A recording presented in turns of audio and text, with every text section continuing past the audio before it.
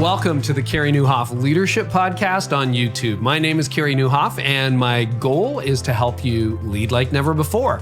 So what I do every week is I sit down with world-class leaders and church leaders, business leaders, and I talk to them about what made them who they are and try to have the conversation with them that you would have if you got to sit down for lunch with them or have dinner with them or really got to spend some time with them. So we go into the backstory and we explore what made them who they are and some of the principles they've learned along the way. So if you enjoy this episode, I would love for you to like it, to subscribe, and also to share it with your friends.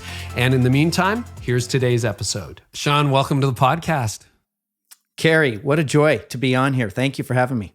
Well, you've had me on yours, and it's a great show. I love it. Leaders in living rooms, and love the concept behind it. And you have the most wonderful, strange resume, I would say, of any leader I think I've met. The first time we talked, you were flying a military jet over either the Middle East or Afghanistan or something like that. Tell us how you got to this point in life.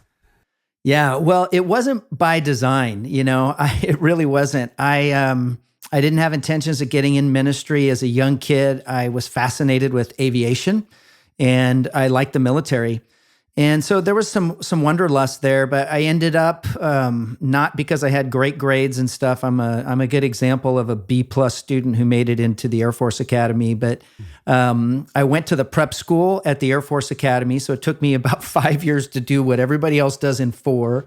But graduated there with honors. And the thing about the military is it's sort of a young person's business. So when you get commissioned as an officer, your first job, you have people working for you that have way more experience and understanding. So you're sort of thrust into leadership and you learn quickly a lot about the difference between being in charge and experience and influence and the different dynamics that those present.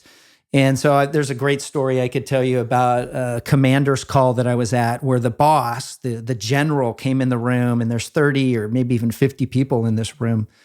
And I was a young lieutenant, right? And that's military code for the guy in charge that doesn't actually know what they're doing, the lieutenant terminology. And I remember, this might have been my first week on the job, and I remember the boss ran the meeting.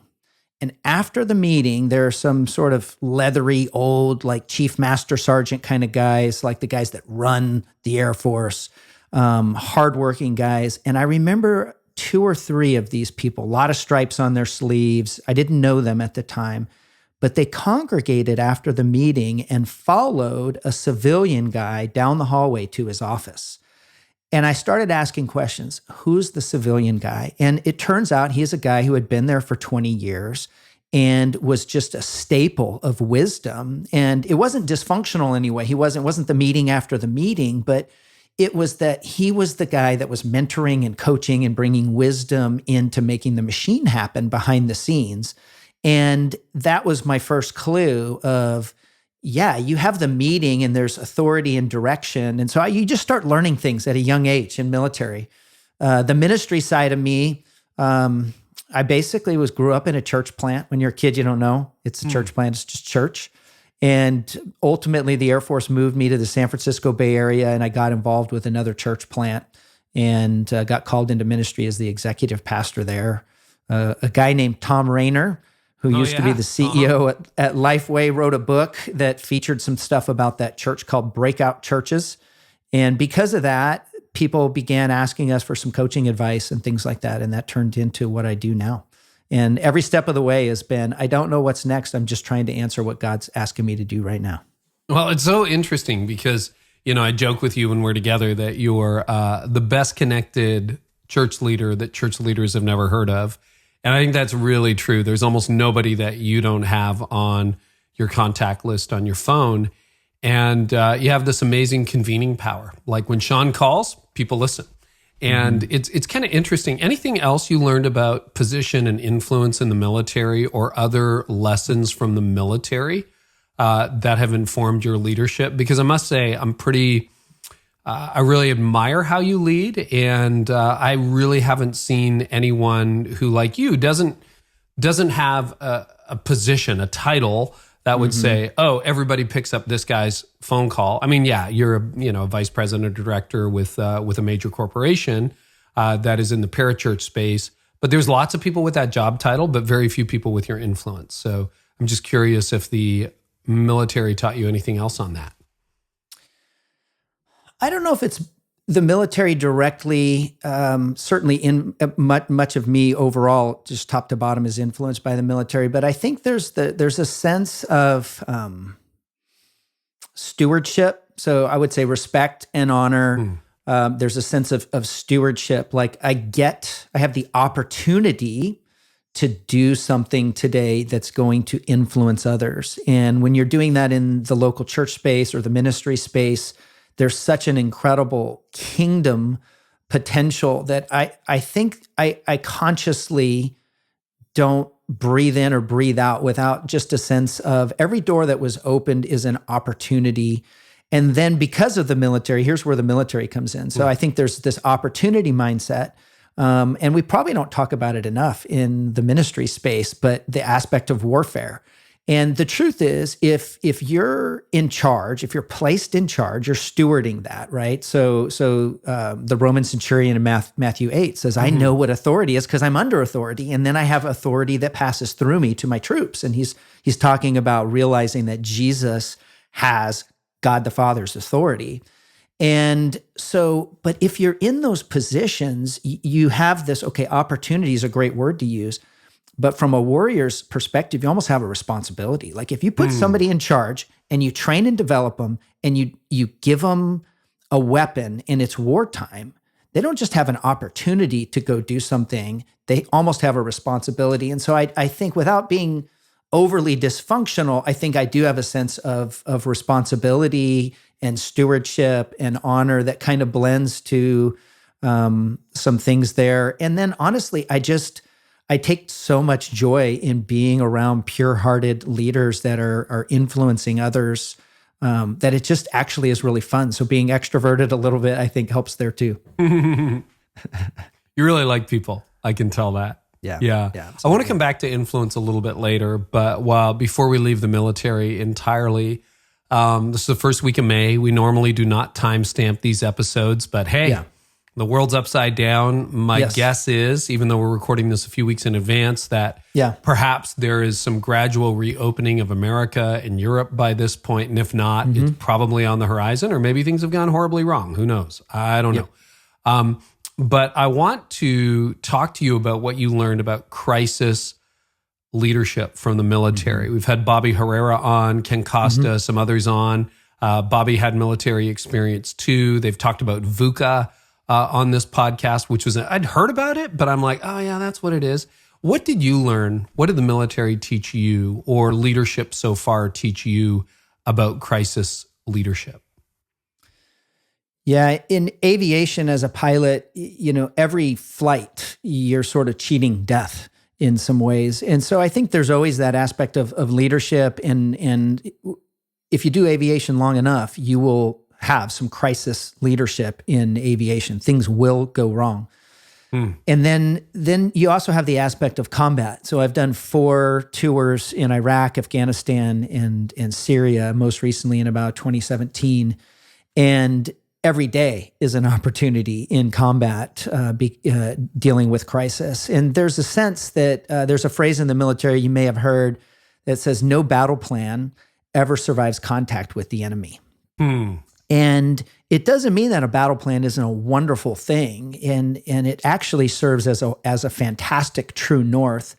But I think one of the things that you have to do in crisis is you have to understand that your perspective is a limited perspective, and there's always a higher command authority perspective. And so you have to blend what you're seeing and acting on in the moment with what the true intent of the battle plan was. Because what you get swept up into, actually, I even say the phrase, oftentimes we don't even have the gear in the well, meaning like we're on takeoff roll and we're raising the gear and flying out of the base. We don't even have the gear in the well yet, and the plan is already changing. And we could still be hours from a combat environment.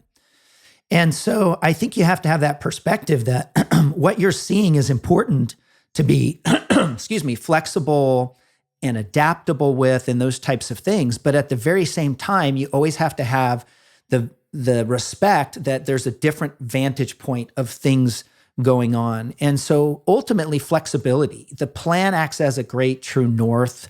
But in crisis, flexibility is key. You have to be able to go, what is the most important objective we are after today? And all these moving parts need to be aligned and pointing toward that.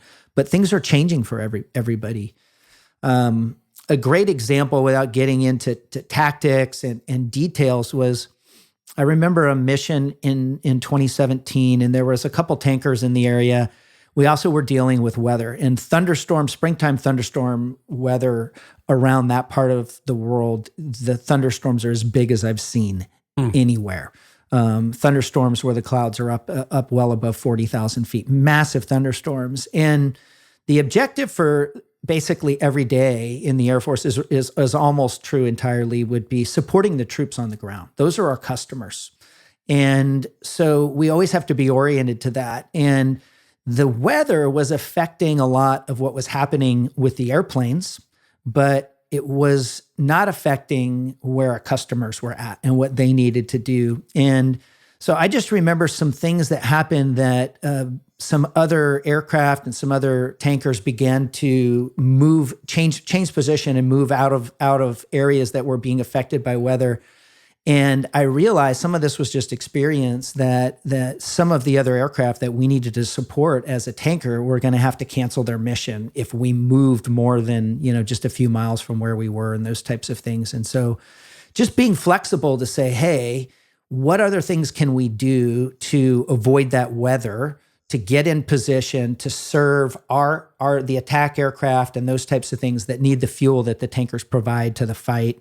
And so the other aspect to that, I think, in crisis leadership. So step one is realize that there's always there's always a higher perspective, a more global perspective, and to pull back. And I think that really, we can get into that with the church. I think that really is happening now, and we're beginning to see some real God stories happen through all of this. The second thing is be flexible, be willing to adapt. That also played to churches. We saw some churches that adapted early and well to this, and some churches that didn't. And the last thing is this idea of risk, and I would say appropriate risk, is when the weather moves in, metaphorically, what risks can you take to still focus on the mission, the Great Commission for a church. And so those types of things, I think, really, for me, coming in from combat environment and aviation leadership, is you got to have that sort of mental clarity to remember those key principles. And I think it allows you to be a more predictable leader, which is highly important, especially the larger the crowd around you, the more predictable, and a steady leader, which is really important, not to be a leader that provokes panic and fear, even when there's good cause for panic and fear, like coronavirus, like combat. You said something that really intrigued me, and I hadn't thought about that. I've never been in battle. I've never been in the military. But respect those who are and who have. But this idea that no battle plan ever survives contact with the enemy. Right. So let's go into that, because I think that is an actual factor that's happening right now in crisis management. And we don't have a battle plan. We're kind of living without one right now, because everyone's trying to figure this out. But there is, probably even more so by the time this podcast airs, an emerging consensus about what the new normal might look like, or what wise action is. So on the one hand, you have your orders, so to speak, this guidance that you should follow. On the other hand, you're flying the plane and going, wow, that thunderstorm is big and it's developing in real time. How do you balance as a leader? Because I think this has been a problem for all of us in this crisis. Your gut on the field with the orders that you got from above, or the wisdom, whatever that looks like. Hey, prevailing consensus right now is that you should do X, but my gut on the ground says I'm not so sure. Any principles or insights into that? Because I think it's a real tension of crisis leadership. Yeah, there are so many great stories in the combat environment where I think experience really plays into that. Is if you've seen things play out over other attack plans and other days and hours. We really, in aviation, measure combat in hours. Experience really helps, but I do think you have to go back and say, what's the intent of the original order, right? And sometimes in order to be carried out well has detail in it that becomes irrelevant, but the intent of the order doesn't become irrelevant. And so maybe in church, we start teasing out this idea, and I don't know who said it, but this idea of being married to the mission and dating the methods. And what methods have become so critical to us that we're focused on that and we're losing sight of the mission. And so in an environment that's changing, can we go, well, what's the real intent of that method? We know what the method is. Had a call yesterday with one of the most wise ministry leaders and amazing men and pastors on the planet, Larry Osborne. And he said, many times we focus too much on the watering schedule and we forget about the fruit that we're after. Yeah. And I think sometimes that's a great metaphor, and Larry's so able to sort of condense down these thoughts and phrases. And I think that's certainly an element for the church, is to go back. One of the things that I would say with this is, here's the deal. We have a 2,000-year track record of growing the church amidst many pandemics, many global things that changed the world, like world wars and beyond. And the church has come out on the other side stronger and healthier and probably has grown. And so I think you have to begin to put yourself in that mindset of, we don't know what that looks like 6, 12, 24 months from now. But I think we can be confident that the church will not just survive, but will thrive, and then begin to center ourselves. Like, how do we think creatively? How do we think like pioneers on staying mission focused and being willing to drop, cancel, postpone, realign, restructure teams, budgets, and methods in order to see that happen? So let's go there. So as we record this, we're about a month, 5 weeks into the crisis right now. Yeah. I don't think that the dust is settling, but it's not the chaos of week 1 or week 2. Right. And you are hyper-connected largely with, and we'll get into this a little bit later in the podcast, but for those leaders who don't know you, and I think this has application in the business space and in the church space, but you basically work with successors of large churches and to some extent their predecessors. So what I did with Jeff Brody, he's in one of your cohorts right now. You know, people my age hand the church off to the next generation. You spend a little bit of time with people like me, a lot of time with the successors, who are mostly at this point millennials or very young Gen Xers taking over from boomer and older Gen Xers leaders. So you have and they tend to be larger churches that you are working with. So as you've watched the first 4 or 5 weeks of crisis leadership, what are some patterns you are seeing in churches that you think are responding well to the crisis so far? Going back to that idea of flexibility, the first thing I saw, and I was actually with a cohort. It was sort of just a God thing and a gift. I was with a cohort that I've been with for a number of years, very close with these guys. And we're actually in Vegas the week of the 9th of March 9th, Monday, March 9th. And when it all fell apart that week. Yep, the week that it all fell apart. And so we were with the team at Central, Judd Wilhite, and then some amazing leaders in churches, young leaders that are all in succession positions.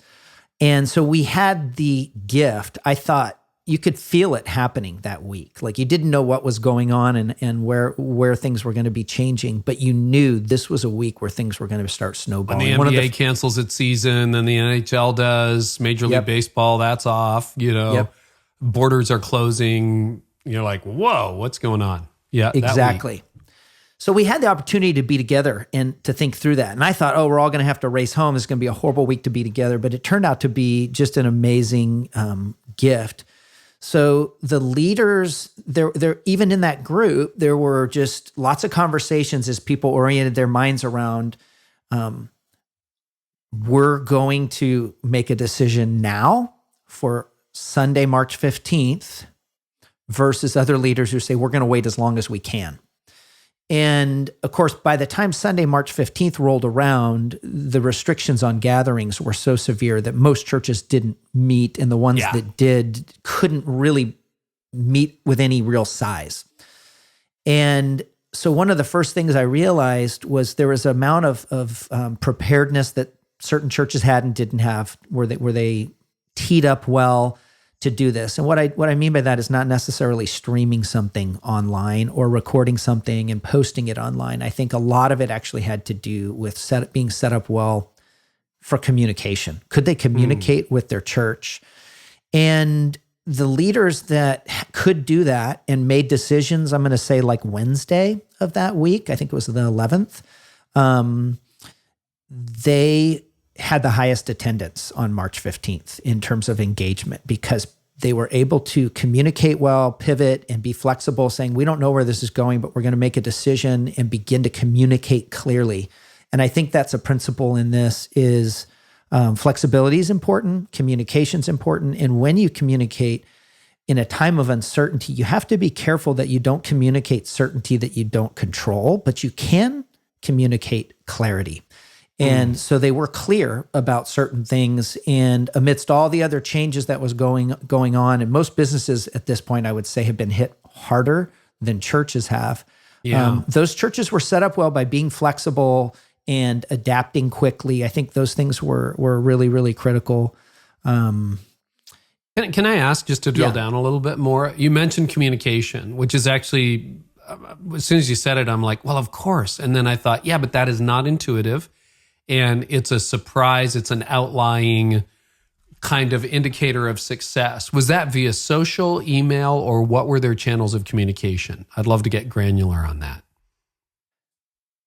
I think in today's day and age, critical is email for sure, still, but it's some of everything.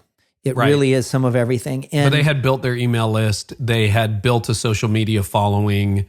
You know, the infrastructure was there. They didn't try to create it in the moment. They didn't have to create it in the moment. And I think there's even another layer deeper in this. If this is a little bit of conjecture, but from my experience, I would say one of the things that was critical in something like social media following, and let's not talk about numbers. Let's just say you got two churches with a couple thousand emails and a couple thousand people on their social following. Have you trained your people to listen when you email them, right? I'm going to applaud. That's brilliant. Yeah. And so a 1,000 member list that nobody pays attention to anymore, or when they see it, they'll go, oh, I'll read that next week when I have time. That's totally different than a church who sends something out and they go, oh, that's from my pastor, or that's from, my church. And I'm going to read that now, or I'm going to read that at break time, or something like that. Those are different things. And I think that takes years. And so when I say they were set up well, it wasn't just they had some tech and they could produce something, but they had the numbers from a communication standpoint and the culture of people who paid attention. See, that's so good, because, there were memes and jokes that first week or two from every organization you ever subscribed to via email, who what we're doing about COVID-19. And it's like, I haven't heard from you in 3 years. I didn't even know I was on your list. And now you're telling me what the CEO is doing about COVID-19. Dude, I don't care. We haven't heard about you forever. But I think that's a really good point, that the systems that you use on a regular basis are set up to serve you when there's a crisis. That's a really good ongoing. So, churches that got caught, leaders that got caught, frankly, business leaders that got caught. It's caught. Oh yeah, we have this email list. Oh yeah, we have the social media account. Who knows the password? They're in much worse shape when a crisis hits than those that are regularly communicating with their customers, with their audience, with their congregation. So good. What else are you seeing in terms of best practices in these first 5 weeks from top leaders? Let's see, some other best practices. I'll tell you, let me start with some things that are not best practices. So kind of like, when that's not that hard. So let's go there. When Jesus says love is, and then he also says, love isn't. And so I think when I think about best practices, certainly one of the best practices very quickly becomes financial margin. And the quickest way to deal with financial margin is almost 100% of the time is to manage your expenses. And so I think leaders that did some best practices versus some worst practices, one of the worst would be leaders who panicked and sent out emails to everybody that said something attuned to church is canceled, but we need your help. And both of those are wrong, right? Yeah. Both of those are the wrong things to do because church isn't canceled, church is moved, and we need your help is basically what the people who probably do have resources, the first thing that makes them think is, I don't know if you're the type of leader who's going to be using these resources wisely. Like if you're already in panic mode. And so I think churches who right off the bat said, before we even communicate about income and giving, let's manage expenses in a way where we can respond quickly. Like we're gonna cancel travel and a lot of optional things like that in our budget. So it's usually not huge numbers, but it begins to make a difference pretty quickly. 5%, 10%. We're going to look at contracts we have in place that don't have a penalty that we can cancel. We might be able to do without some things right now.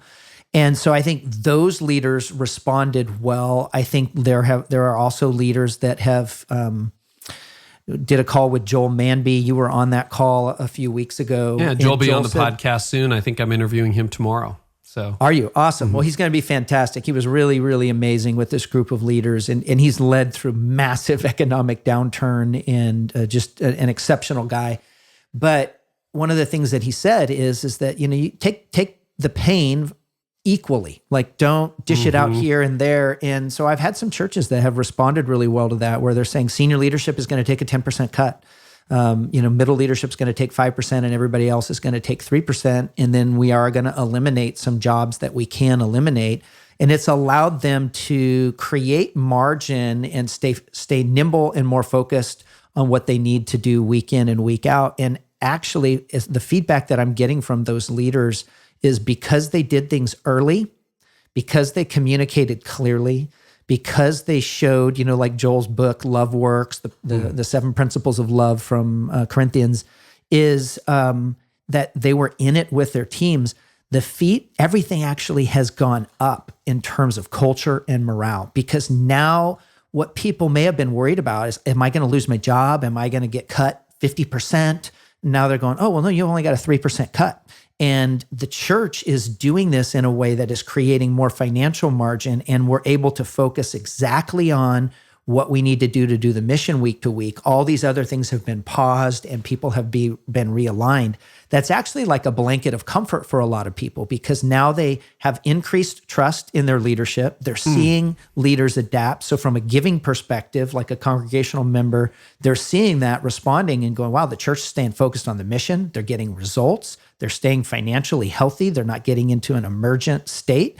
And from the staff team and whatnot, you have clarity on things. So it was just such an across the board win. But like you say, there's always a dark side to everything. From a leader's perspective, most leaders feel the weight of that. Like there's some personal shame. I failed my team, right? Those types of things that leaders carry. And so that's why I think where a lot of my work comes in is getting leaders together to be able to just, it's not necessarily going to go away, but to be able to talk about that, going, yeah, I did this thing and I feel confident that this was right. And yet I feel horrible about it. I don't know that there's an answer to this question, but you've really got me thinking, because, we travel in the same circles. I know a lot of the leaders in that room. And I remember getting that document, Sean, just some shop doc here, out of that week, you with those leaders set apart 3 scenarios. What happens if we didn't even know we were going to lose access to our building when you wrote that, but what if attendance drops 10%, 30%, 50%, 100%? What are these financial scenarios? But what I'm noticing, and I just want to float this by you, is that most of the leaders who responded well to this crisis, the new template, as uncertain as everything was it in place within a couple of weeks? It's like they acted early, they rebooted early, they stabilized as much as they could. Usually within 7 to 14 days, there was some kind of clear, we have no idea what's happening in the world, but this is our plan. Was that a characteristic, or is that an oversimplification that most of those leaders by the second week had a plan together, an interim plan together that would guide them through the next 30 days? I would say that's pretty close. By the second week, I would say they had clarity on a plan, but they needed to communicate that, get the elder buy-in and things like that. So it was probably after the second week where it began being implemented, but somewhere right around that 14-day mark, I think they probably had clarity on it. So here's the question I don't know whether you can answer, but I'm just curious. Let's do it. What is that? What is that? Why? Because none of us, I mean, I think anybody who says this is exactly what's going to happen and this is what it's going to look like. I mean, I don't know. I had no idea this was all going to happen. I don't know anybody who would say that they did. So what is that within 2 or 3 weeks, you got a plan together, it's not normal yet, but you've got some stability, some clarity, and an action plan, and your team is actually mobilized and ready to go. What is that? Well, I think it's good leadership. It's calm amidst the storm. But I do like this idea of a 3-tiered plan. And I would even say, as churches are thinking about what the future looks like, we can get there at some point in the conversation, of saying, okay, well, like let's talk like the far extreme one direction, the far extreme another direction, and then some sort of middle ground. And then let's talk about, like, let's put labels on those. Let's try to put quantitative analysis into those. What do the numbers around those look like? And so you could say, like, one's a conservative approach, a moderate approach, and a really extreme approach to what could happen. For instance, like, let's say the extreme approach right now might be something along the lines of that there are no large gatherings, period, for 18 until until there's a vaccine. Right. Which is being talked about. I mean, that's not like crazy talk. That is some kind of possibility. Absolutely. And I think you could get there even if, let's say, authorities allowed gatherings. But we know right now, I think there was a survey from Seton Hall about NFL fans who was comfortable going to an NFL game. And 72% of the respondents said they would not go to an NFL game until there's a vaccine. Like there was no data. Isn't that interesting? Yeah. Who wants a middle seat on an airplane, right? There's the legal lifting, but then there's the psychological permission. And we're all going to shop differently. We're all going to feel differently for I don't know how long when that guy next to us at the grocery store sneezes, right? Or coughs. It's going to be like, oh, I don't know what that is. Whereas before it'd be like, dude, stay home. But yeah, you're right. So, okay, keep playing with that. So let's say it's 18 months or 2 years until large gatherings repopulate. Yeah. So I think that's one extreme. And so then you say, okay, well, let's say, what would our response be in that? You don't have to spend weeks on that, but spend an hour with your team talking about that and then put it together for a moderate approach that looks different. And then let's just say that next week we start hearing that some things from reopenings in Europe and Asia that we're reading about start to come into low-risk people and low-risk communities in the United States. And that begins to tier out throughout the summer. So I think you can look at that. And then one of the beauties about this is the leader can sort of direct, here's how we're going to approach this, and then bring in the team. And, people are going to own things that they're a part of, right? If you want buy-in, let people be in is another great leadership quote from somebody that is probably somebody and so now they're taking ownership in forming that plan. And then you go to, your senior team, maybe a more limited number, or your elders, and you begin to say, okay, which one do we believe we're going to position ourselves best for? And I think in all those scenarios, you have to begin to look at also the question of, I think you can kind of say, well, we're just going to buy time until we can reopen and do things that we've always done, right? Just go back to business as usual.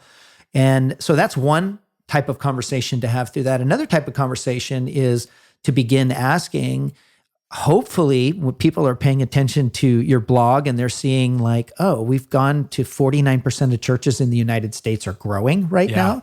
like maybe there are some things like, again, going back to that idea that over 2,000 years, the church has survived all sorts of craziness. Church will survive this craziness, and the church will be stronger on the other side. You're seeing parents leading their families in ways spiritually that they've never done. And, the whole principle of orange, I think, yellow and red come together, and orange is the church and the family working together to disciple the children and the youth. You're seeing that happen in all sorts of ways. There are incredible stories. You don't have to go very far on social media to see some amazing things. So are we actually restructuring in ways now that even if we went back to normal, we would say, we want these things to actually be a part of the fabric of the church. We want to think more about the other 6 days of the week and how we do ministry than just Sunday morning, and kind of going from, I like to use the metaphor, like when you're painting, you have a canvas, and canvas has a vertical and horizontal weave in it. And we need to think about all ministry as being painted on a canvas that has a digital aspect and a physical aspect to it. And that encompasses children's every day of the week, youth every day of the week, all sorts of the discipleship. And there needs to be some really creative things that come out of this. I believe the church should lead the way in this. Our mission is too important not to be leading the way. I'll give you an example of something in the back of my mind as I think about, okay, so we're going to take this tiered approach, and then we're going to take an attitude of what sort of things are actually potentially healthier for the church to be doing on a continuum basis that we've learned because of this crisis. And if you have that spirit, the opportunity is endless. But my daughter is headed off to college in the fall, if they meet. And so there's a great metaphor in what's going on with her, is that she knows she's going to gather with a group of people, right? Your church, even the new people you are reaching and the new salvations that you're having in your church, at some point you're very likely to gather with these people. And what's happening organically is these teens, right? These rising freshmen, there's all these apps out there that begin to allow them to get to know each other and communicate with one another, build relationships before they gather the first time. And so there's this incredible thing where, like, you go onto these apps and you forward them your screenshot of your acceptance letter to a school. So then you get put into the incoming freshman class for that school.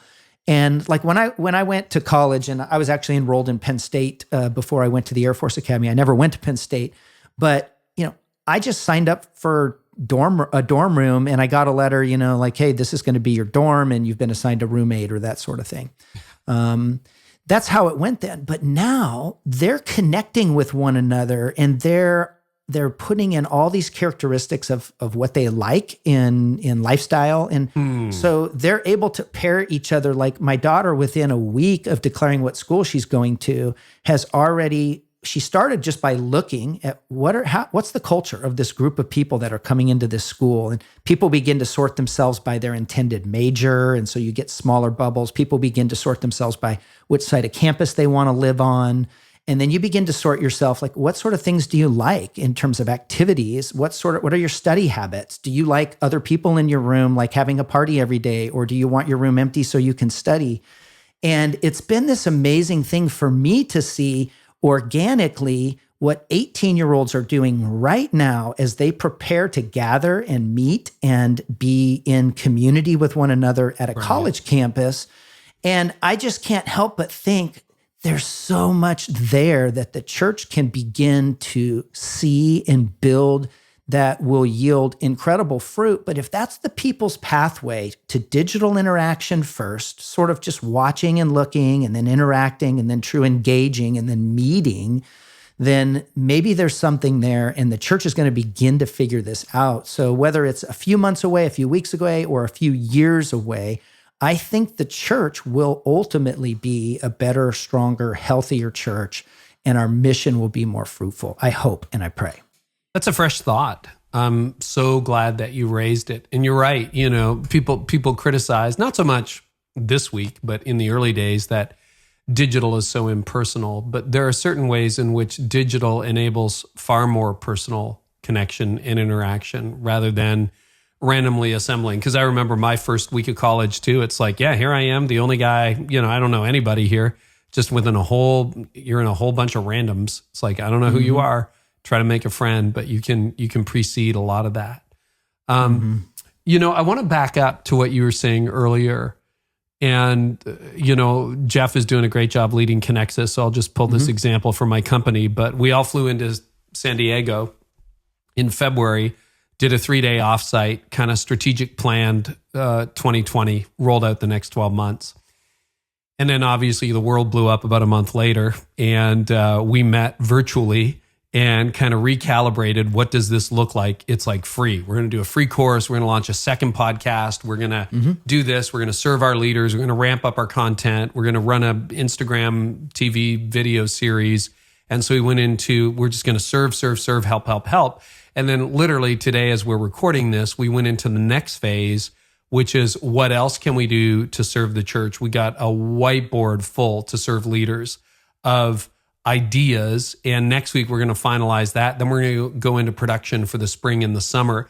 But that to me feels like we just did 3 annual plans in 30 days so far, 45 days.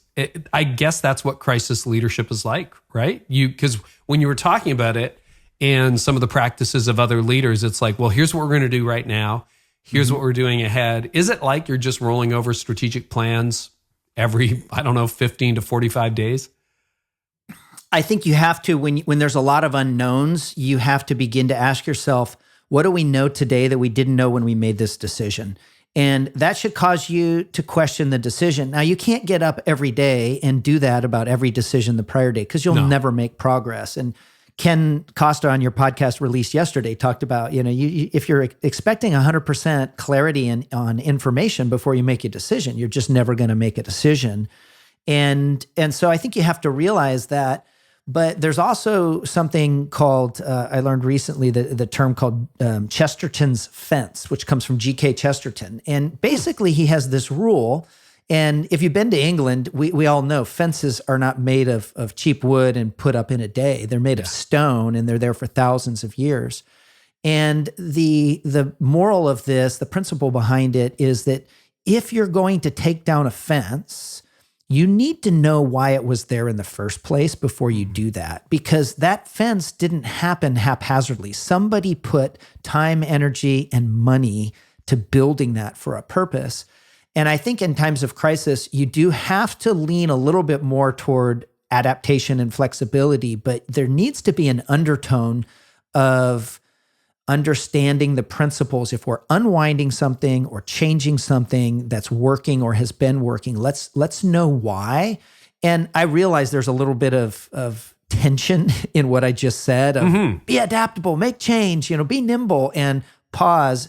But I think good leaders know how to live in the gray and still find the clarity and move the mission forward.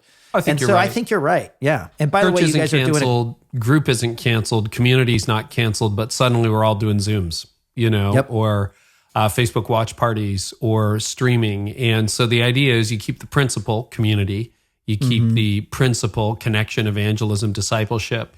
You just found a new method that will lead you through it. I think you're right. It's mission and methods, mission and methods. Anything else, good and bad practices in this first season of the crisis that you think is worth noting? I think another good practice has been frequency of communication. I've heard our friend David Kinnaman, I think, tweeted something along the lines of, I'm glad the decade of March 2020 is finally over. I think he tweeted that on April 1st. And it's just recognizing that when you're in isolation, especially for, I've got 2 teenagers in the house and an amazing bride and a dog. And so even on lockdown, it feels different for me, but there's a lot of people who are much more alone. And I'm even finding my extreme introvert friends are telling me, 30 days was enough. I'm ready to see some people, right? Kind of thing. Even I miss people right now, Sean. So there you go. That tells you a lot. So I think the frequency of communication, leaders who realized that early on and began to communicate, but I think even more so than that, I did a call with Ray Johnston of Bayside Church last week. And Ray's an incredible leader, one of the most energetic, passionate leaders, even in his 60s, probably more so than anybody I know. And to prove that point, he's not only leading Bayside Church, a massive church in Northern California, he's also the interim at Willow Creek at the exact same time. No kidding. So just an incredible pastor and doing some amazing things at both churches right now. But one of the things that was astounding to me was we were talking, we had a couple different conversations over the course of the last few weeks. And one of the things that is coming out of communication, more frequent communication, but is connection. And a guy on our team that does development work named David Duncan actually said, if you're in a church and you don't have all these digital solutions, you don't have the right email database and all those other things to begin communicating with your church, he just goes, pick up the phone. Pick up the phone and start calling people. And one of the things that Ray shared when we started unpacking that is the need to just connect and go, how are you doing? Like, we're just here. And Ray started sharing at Bayside Church. Like, they had a phone call, and I think it's been multiple times now, but they had a phone call and somebody was elderly, did not have a lot of tech in their house, and they were very, very isolated. And they went on Amazon, bought a Roku or an Apple TV or something like that, and went to that person's house and set up their internet on their TV, got the Roku running. So it wasn't just helping people with food, it was having a conversation and listening for needs. And here's what's going to blow you away. His team made 32,000 phone calls. Oh my gosh. Wow. Yep. That's probably one of the trends, Sean. I'll just let that sink in for a minute. Yeah. But as I've connected with everyone from Life Church to Central Church to, I think, North Point to, I'm going to drop a whole bunch here, but Bayside. But these are some of the largest churches in America. Mm-hmm. What blew me away, and they've got all the technology, they got all the channels, they got all the devices, they're right up there. But those are the churches that I know of that have made the most phone calls. Mm-hmm. And meanwhile, you see some small churches canceled, and I've heard of other stories where it's like, well, I send out an email a week and that's all I'm doing right now in this crisis. There's nothing more I can do. And like, you're only serving 150 people. It's like, you can make 15 phone calls a day. You can do that. And if they can do it, like you can do it. It's really amazing to me how almost instinctively these larger churches have gone even to old school technology and said, we're just gonna call everybody we know. We're gonna make thousands of phone calls. And that's really incredible. I want to go back to margin because one of the things that really surprised me, even by March 15th, March 23rd, in that window, and it's funny, we all know what those dates are now because we all lived through it. It's like, where were you on 9/11, right? Everybody knows where they were. The amount of financial panic that was immediate. I mean, we're going to lay off. We're going to shut down. We're going to do this. We're going to do that. So let's talk about financial margin, because your day job, you work with CDF Capital. Basically, you finance hundreds, thousands of churches and organizations. Any thoughts? Like, most Americans, most Canadians live paycheck to paycheck. It's like, if I miss one of these checks, we're not making rent. And that, unfortunately, has come home in a huge, huge way for personal finance. Yeah. But, we've tried to keep a bit of a financial runway. It's one of the reasons we're still in business and on, because, we've had income loss like everybody else has. But you keep a little bit aside and you can keep doing the podcast and you can keep doing this and keep doing that. And so we got a runway to move into the future. What advice would you have to leaders who have never operated with that kind of runway? Just in terms of having some financial margin? Having some financial margin, having an ability to say, if all the taps got turned off tomorrow, we've got, 2 weeks, a month, 6 months ahead of us. Yeah. We have a friend, Casey Graham, mutual friend, who provided some wisdom years ago as a personal coach for me. And I've tried to be a student of the philosophies of leaders. And I think it's like just about everything, having nothing to where if giving goes down next week, you're not able to pay your staff or pay your bills. That's not good.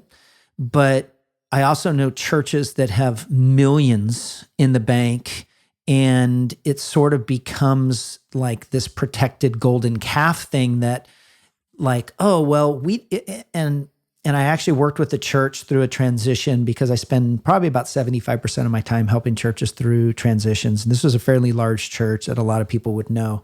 And they had millions, tens and tens of millions of dollars in the bank. And they brought that up in a conversation, and there was a tone that's like, well, we're going to do fine through this transition because we have money.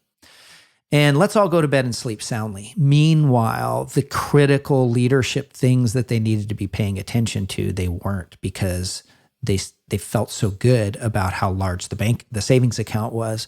So I don't think extremes tend to be very, very good. That's a good point. And yet at the same point, the pendulum never swings to the middle. It always swings from side to side. Well, we had too little. Now we're going to shoot for having too much. We had too much. Now we're going to shoot for having too little. So I do think that this isn't the answer for every church, but as an executive pastor, we had 12 weeks. We could run our church for 12 weeks with no income. And was our church unlikely to have any go down from full income to zero? No. So the likelihood is we could actually, get ahead of it, stay in the black, stay out of red ink by making good, tough, but heavy and yet good decisions. That 12 weeks could last, 6 months or a year, just depending on things. And then also you can always make some cuts, some logical cuts. But so I don't know that 12 weeks is the answer for every church, but I do know if you have enough in the bank that you are avoiding making critical decisions that you should be losing sleep over as a leader, it's just part of leadership, then you've got too much. And if you can't make it a week or two, because sometimes decisions take that long to assess the situation, figure out what's going on, make a decision, and implement action. We talked about a little earlier, it took 2 to 3 weeks for even the most nimble churches to really get some action plans in place. So I think that has to be probably for me, what I would recommend is leaders consider kind of the lower end is 3 to 4 weeks at a minimum, maybe 12 to 16 is kind of in the middle range. And if you have years worth of budget in your savings, then pray about it and figure out what God may be calling you to do. Probably give with some of that away. Now. Yeah, it was never yours to hoard. I think that's really sound advice. And, it's such an interesting time. I hadn't thought about having too much because that is not the normal story. But I can see how that can make you arrogant, how that can make you lazy, and how it can put you in a place where you're like, yeah, we don't need to do anything. We'll just reopen the doors eventually when this thing happens again. And by that point, you're so out of it. That you're, and that is the case. Like I've joked for years, and others, I'm not alone, but the churches with no people have money and buildings, and the churches with the people have no building and no money. And there is a correlation there that if you have hundreds of thousands or millions in the bank and a building that's paid for and no people, you're like, oh, well, just the 8 of us will be here, the 80 of us, the 800 of us will be here next week. And there's no urgency. And it's interesting because, it's funny. I measure my financial runway in the company in months, not in years. And I think there's a healthiness to it because it keeps you hungry. On the other hand, you don't have to panic, right? Yep. Yeah. And you guys, by the way, that has served the church in huge ways over the last 30 days. The way that you guys were able to just give away crisis leadership courses and stay engaged and launch things like the Church Pulse Weekly and things like that amidst all this. If you didn't have some margin, you wouldn't have been able to do that. We would have been dead. So we would have been gone. That's been a huge gift. But I do. It's probably my hermeneutics probably a little off on this, but the story of the guy who basically fills up his storehouses and stuff and is called a fool because your life will be taken from you tomorrow. I sort of reflect on that and go, okay, well, if I am running a ministry and I have tens and tens of millions of dollars in the bank, and my life was taken from me tomorrow, could I pause and dream and say, no, we could have made a difference in lives today or in the moment, in the season that I want to be a part of as a leader. I want to be a part of using those resources to change lives and introduce people to Jesus and grow disciples. So I don't think there's any right answer. I don't want to sound overcritically of people that have been on either end, but I do think the spirit of it needs to be reexamined, and a good, healthy conversation with people here's a great leadership principle. How many people speak into your life that don't think like you and really do not have much of a filter? We all need some people in our lives who are going to tell it like they see it, with confidence and with love and grace. And I think leaders, this is a great one to get differing opinions, people who don't think like you and who will tell it like it is, and engage with them on this. And in this season, it's critical for every leader to really have a good, sound process and set of guardrails around this if you didn't going into this. So it's a great opportunity to begin to engage some talent. That's good. You need some Enneagram 8s in your life right now just to to hit you over the head. But it's funny because I'm just thinking about this in real time. I didn't expect the conversation to go here. But yeah, I've had people advice in the last year that says anything from 30 days in the bank to a year in the bank. And we haven't landed on either side of the extreme. But I think you're right. Not having an infinite runway keeps you hungry and humble. And, the other side of, I got a day in the bank or a week in the bank, that makes you panic and make really bad decisions and enables you not to serve. I remember a message back when we had almost no financial margin personally that Andy Stanley preached probably in the early 2000s. And he said, if God called you to the mission field, would you have the financial resources or the margin to quit what you're doing and just kind of go? And I know my answer at that time was like, are you kidding me? No, who has that kind of money? And again, we're not like independently wealthy or anything, but when you're in a different place and you've got that kind of margin that it's like, well, if I had to drop everything for a couple of months, I could do it. That's a good feeling. And I think, you don't want to produce hoarders out of this either or greedy people. But I think you're right. That whole service filter, like how can we serve? This isn't my money, it's God's. It's probably going to recalibrate what happens. I don't know whether you're old enough. I'm old enough. We're close, but not that close. Where I was remembering in this first month, all kinds of people I knew as a kid who lived through the Depression. And they were my grandparents' age, but they wouldn't waste a sheet of paper. It's like, you can reuse that. Absolutely. And I think that's going to shape the mindset of this generation, particularly Gen Z, as they go into the future going, yeah, I remember when both my parents were out of work and we had to rely on government handouts. And, or I was a leader and I was the first to get let go because I was 21 years old and they fired me before they fired anyone else. Yeah.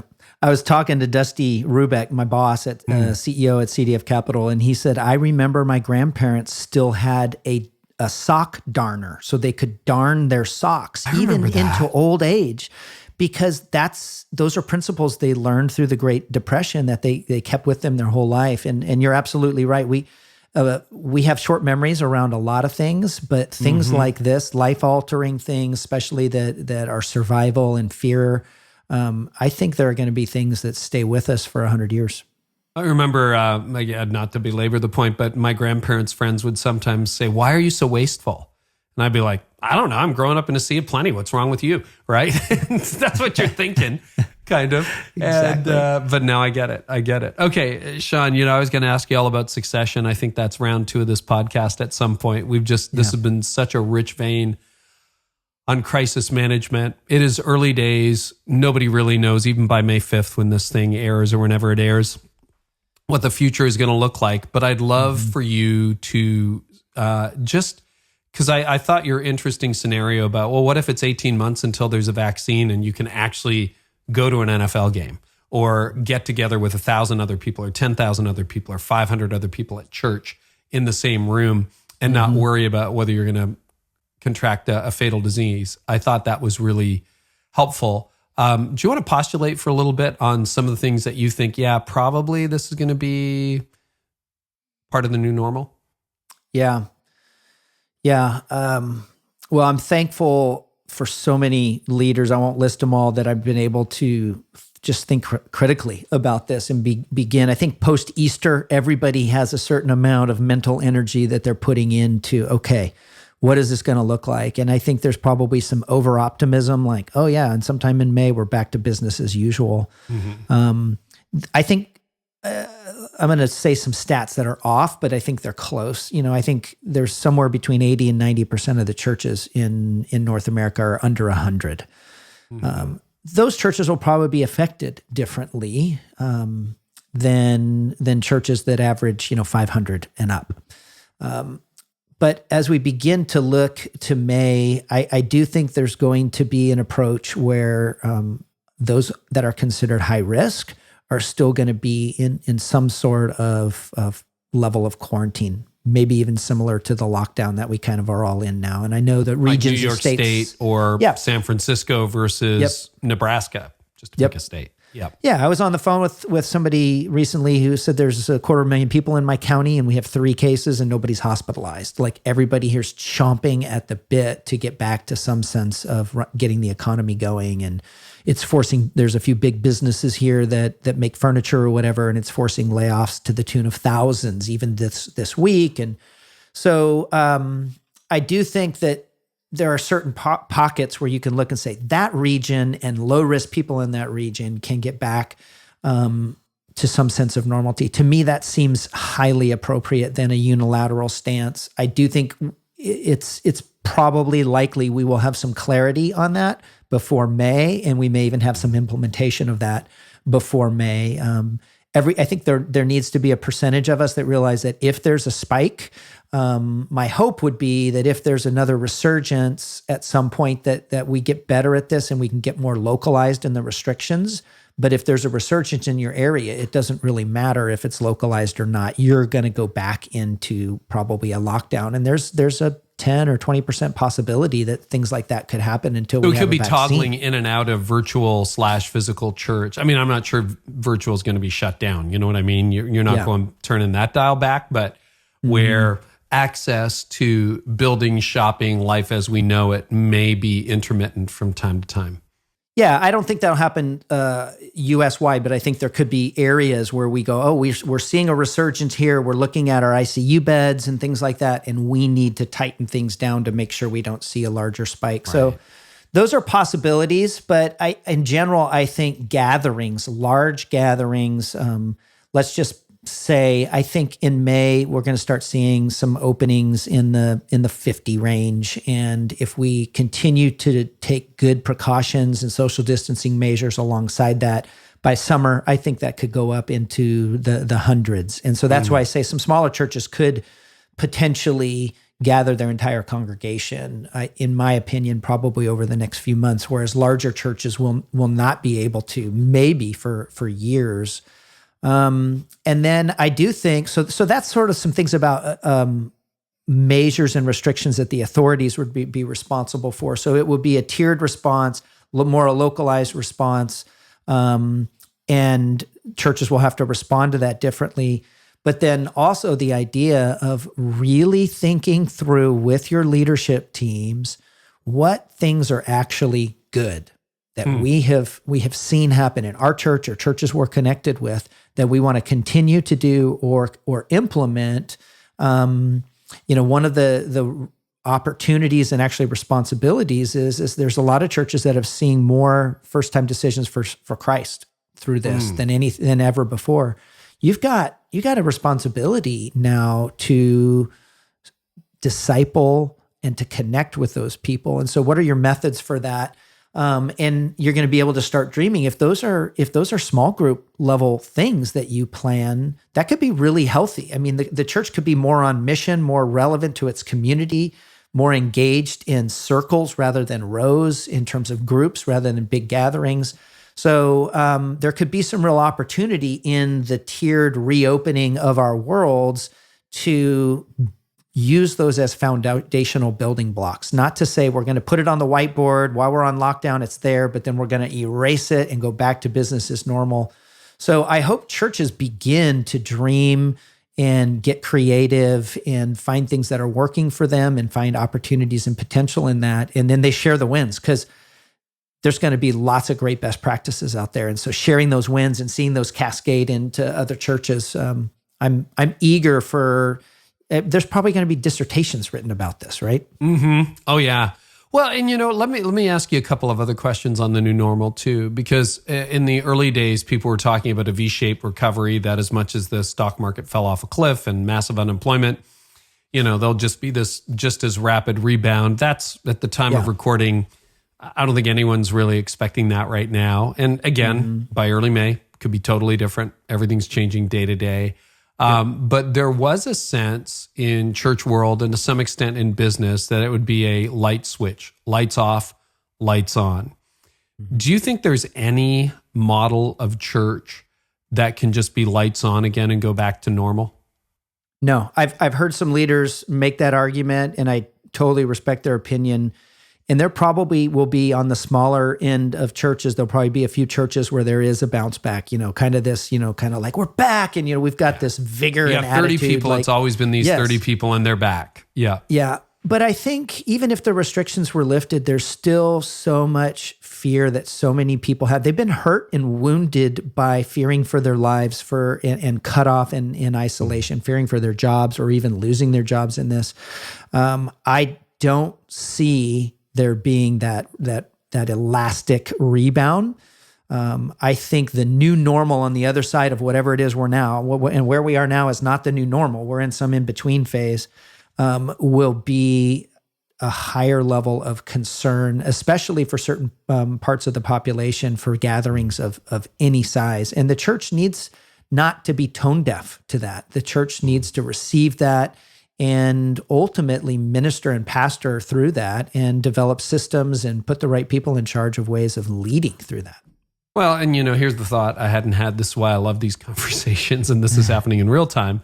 Yes. But, a lot of our churches, they minister to under 60s, intergenerational, lots of young adults, that kind of thing.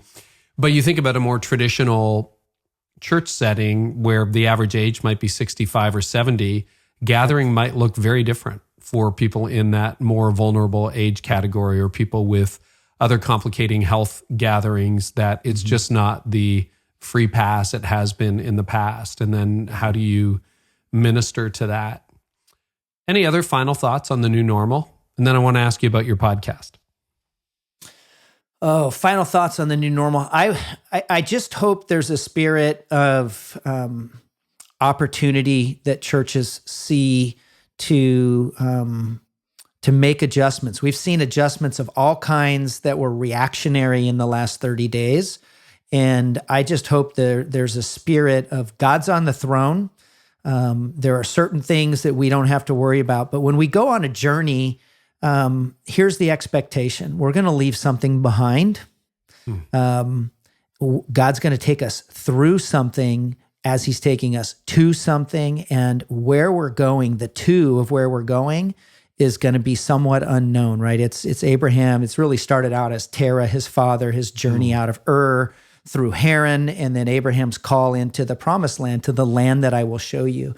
And that's a beautiful thing because Hebrews 11 says, faith is being sure of what we hope for and certain of what we do not see. And verse 6 says, without faith, it's impossible to please God. So as we leave things behind, we get transformed through things, which can be hard, but where he's going requires faith. But when we do that, when we proceed toward the unknown with faith that God's on the throne, that he's going to do something through this, we have the opportunity. That's the foundational piece of pleasing God.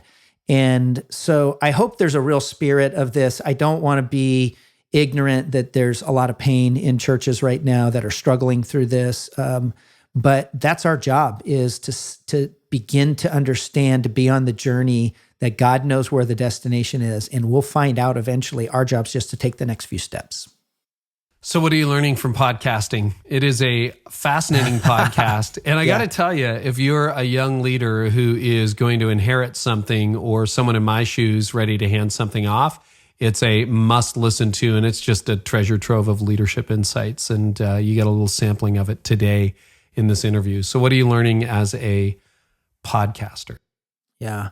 Well, I'm so honored to be able to record conversations with leaders that I have so much respect for. And their time's important, and obviously the time of the listener invested into that.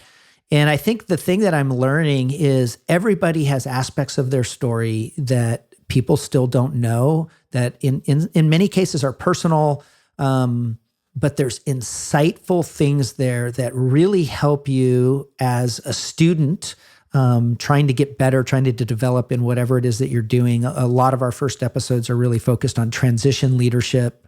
And that'll shift as we finish up our 11th episode. And so for me, it's just everybody has such an amazing story that I don't yet know, that my listeners don't yet know. And I get to be a part of putting a microphone out and sharing that with the world. And it's infinitely scalable, right? So one person can listen to it, thousands of people can listen to it. And to me, that's probably been the biggest learning. And then just on a personal level, I've just found I've enjoyed that. I was really concerned if I was going to be good at it. And I finally just said, I don't know if I'll be good at it or not, but I'm seeing passion and joy come out of me getting to do these interviews. And man, it's just, the whole thing has been an absolute wonderful ride. And we've been at it for about 6 months now. And by the way, Carey, you were on my podcast. And I thought about this the other day because you've got some great listenership, and it's just amazing how God's blessed you with that influence. And you did my podcast when I had 0 listeners because we hadn't launched yet. And so just what an honor it was for you to say yes and dive into that with me. Well, you got stuff out of me that I re-listened to the interview recently, and I'm like, yeah, Sean's good. You got stuff out of me, and I get interviewed a lot, and it was a joy. Well, listeners, you got a insight into why I have 3-hour breakfasts and dinners with Sean, and why when we hang out, time always seems to fly. I didn't get to half my questions. We'll have to have you back down the road when maybe things have new normalized a bit. I'm in. We'll talk about succession and what you're learning, because I think that's a whole other show. And business leaders, that's a huge problem for business leaders. It's like they got no successor. I read a stat years ago that like 90% of businesses die with their founder. And you don't want to see that happen in the church world. You're a ninja at that. And so we'll have to come back and do part 2 down the road. But Sean, thank you so much. So Leaders in Living Room podcast, just available everywhere. And where's sort of home base for you, and where can people track with you online? I think the best way to track with me online is through social media, just @_Sean Morgan. Everything I'm doing, I'm going to have on there. And the next thing, if you wanted to track with what we're doing really with leadership circles and cohorts, would be theascentleader.org, theascentleader.org. But even that stuff I'll post it on my social anytime. So if you want to get into one of those groups Sean has talked about, that's the way to do it. And I've hosted one of those groups. You guys spent a couple days here at my house last year, back when we used to meet in person. It was great. It was great. It was a lot of fun. Cooked some big green egg, did a lot of hanging out. It was awesome. Yeah, it was one for the record books for sure. Yeah. All right, Sean, thank you so much. I Thanks, appreciate Carey. It. As always, I have learned a ton. Me too. And thanks to your listeners. Well, I hope today's episode was helpful to you. You can always get more by subscribing to my channel. I also have a lot more content over at CareyNieuwhof.com for leaders in business and leaders in churches.